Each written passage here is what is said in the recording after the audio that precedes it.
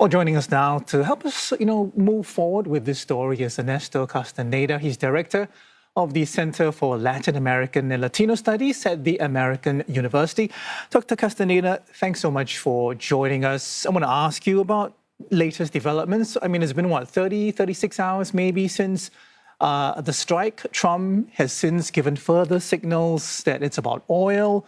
We have the Secretary of State, Marco Rubio, saying more recently that, this is not, the country being at war with Venezuela, and Washington retains multiple levers of leverage over Caracas. So what exactly do you think is next for Venezuela and the U.S.? What are the possible main scenarios, in your opinion? Yes, well, many things are still up in the air. We don't know what's really going to happen. But so far, it was a distinct attack that was for the removal of Maduro, which came as a surprise. Not so much that the U.S. could do something militarily. There was already a deployment of forces in the Caribbean, but that it wouldn't be a lone target on Maduro, but that he will be removed like they tried to do with Bin Laden. That was a surprise, and it's successful. And it seems now that rather than calling for democracy or for elections to happen soon, as the Venezuelan constitution demands or the Venezuelan people would like to do, it seems that Marco Rubio and Trump are happy to negotiate with the former vice president, who will soon take as a former president, in a way to negotiate, which seems to be indeed largely about larger access to U.S. companies for oil extraction. Okay, you're saying negotiations, but some may say it might sound like a bit of a public threat or even a hardline pressure that's continuing, because Mr. Trump has warned the vice president that she will pay a big price if she doesn't cooperate. So, Doctor, what could that big price realistically mean? And is she more likely to bend to Washington's demands or resist? That's right. Negotiations were probably too soft of a word. There being threats of violence.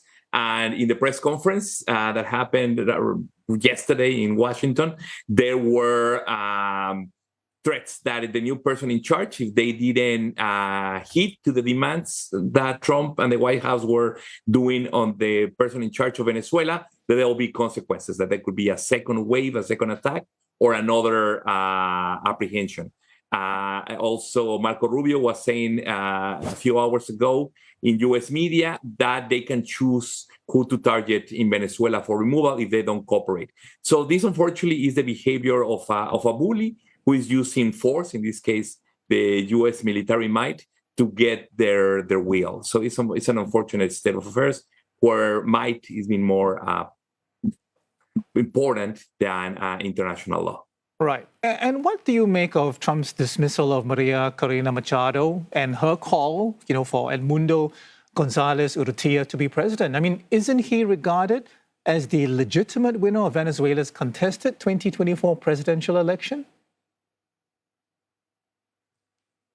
That is correct. The opposition has concluded that he was voted by a majority as president in 2024. The Maduro regime refused to accept those results and falsely, many say, argued that they have won and they stayed in power. So many people that were calling for the U.S. intervention, like it happened for the removal of Maduro, they were assuming or expecting that soon after that, there will be a process that will put, indeed, Gonzalez or Machado directly as presidents or interim presidents of Venezuela, or they'll be soon after elections when either one of these figures will win or as a couple.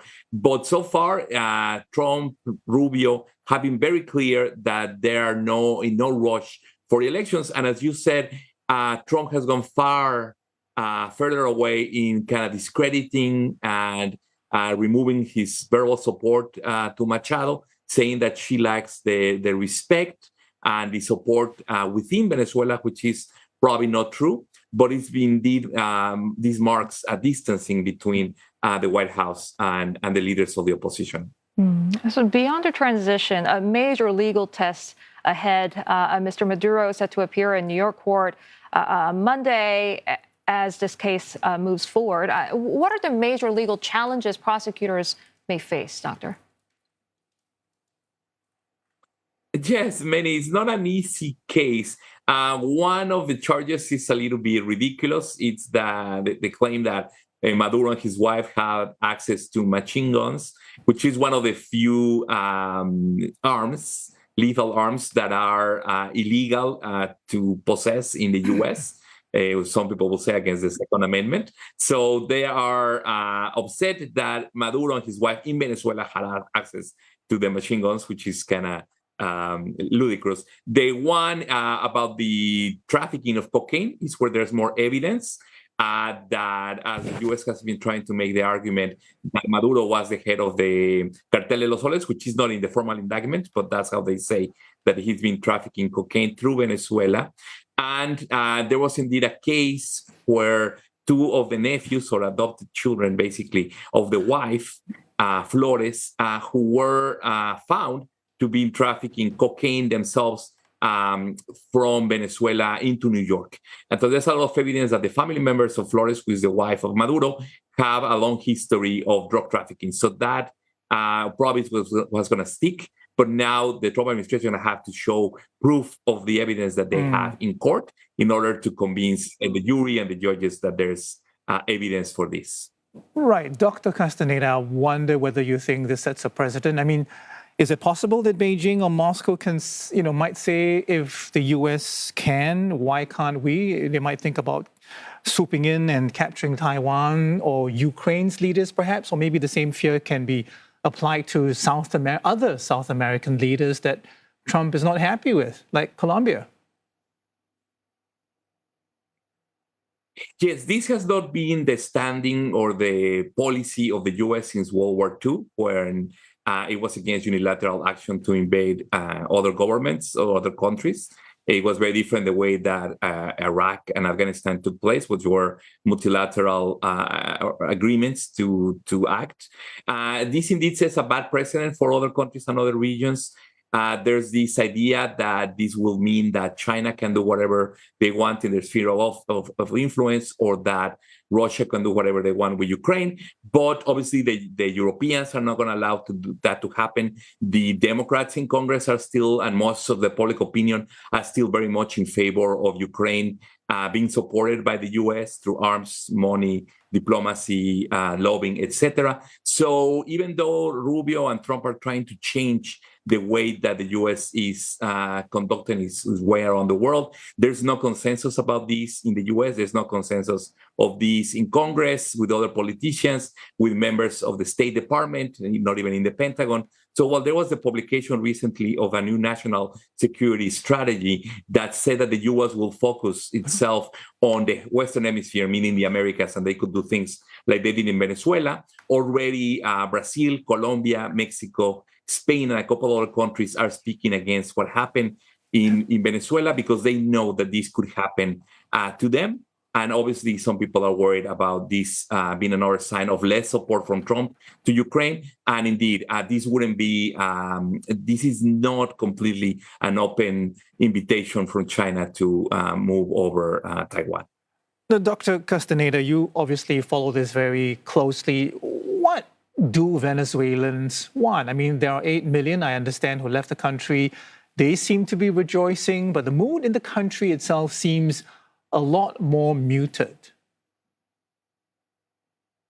That is right. The people that had to leave Venezuela for political or economic reasons were very happy at the removal of Maduro, but they're not happy that the people very close to him, many of the people that did the repression and a lot of the political everyday life are still in power. So therefore, even people in Venezuela have been cautious not to be too joyful in the streets, because the Maduro regime is still in power, even if Maduro is in New York. And so for the diaspora was celebrating in the U.S. in many places around the world, but they are not ready to return yet because the situation hasn't changed economically, politically. So they are starting to feel a little bit of disillusionment, a little bit of betrayal. They're probably going to pressure a lot, Marco Rubio and others, to open up, because what they want is a return of democracy and eventually more international trade, more international investment, so their economy can recover and be as wealthy as they used to be some decades ago. Dr. Castaneda? Far away from that. Thank you so much. We do have to leave it there. Appreciate your time and your thoughts this morning. It's Ernesto Castaneda, Director, Center for Latin American and Latino Studies at the American University.